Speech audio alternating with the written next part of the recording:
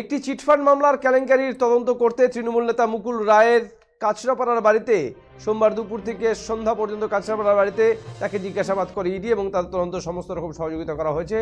জিজ্ঞাসাবাদে ইডি আধিকারিকরা সন্তুষ্ট বলে জানান মুকুল রায়ের পুত্র শুভ্রাংশু রায়।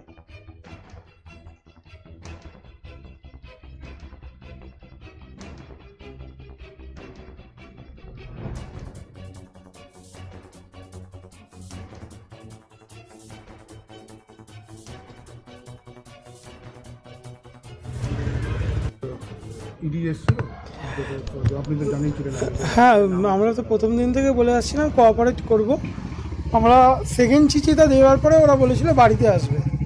আজকে এসেছিল, কথাবার্তা বলে গেছে এবং ফুললি আমরা কোঅপারেট করেছি। কতক্ষণ ছিল?